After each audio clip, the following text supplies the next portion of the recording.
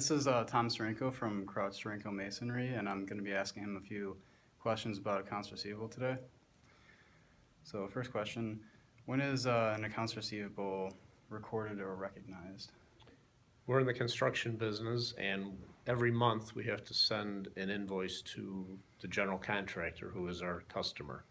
So on the 20th of every month, we process an invoice based on our materials and our payroll that we have spent. All right. Does your company use allowance or direct write-off method? We use a direct write-off method, and thankfully we don't have to do that very often.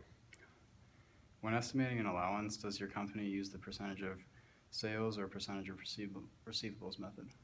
Well, since we use the direct write-off method, we would look at what is left to collect and write that off at that time. All right. When is an uncollected account written off to bad debt? Only after we've spent a lot of time trying to collect it. In the construction industry, you can use a lien against somebody's property to try to collect a receivable. So if it gets to that point, we will file a lien to make sure we get paid. When ultimately, or who ultimately approves write-offs to bad debt when they're uncollectible? The owner of the company and myself. Okay. What if any effort is made to collect an account after or before a write-off? We make a lot of effort. We contact our customer, the project manager. If we need to, we'll talk to the owner of the construction project to find out why we're not getting paid. Mm-hmm. So we take accounts receivable very seriously, and we typically do not want to write off something as uncollectible. And in the 11 years we've been in business, we've had very, very few write-offs. Does the company ever sell or factor its receivables? We do not. Not. Who can enter accounts receivable transactions, including adjustments to accounts and payments? I am able to do that. Our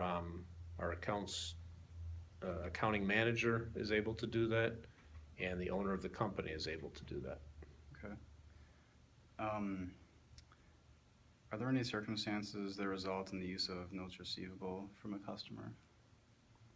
No, we have never done that. In order to do that, we would have to say, you can pay us this money over the next 2 years. And typically our construction projects run from 6 to 9 months, and there is what's called retention, where they'll hold back 10% of the job until the whole thing is done and completed, after which time, probably about 6 months after we're done with the job, we'll get that last 10%.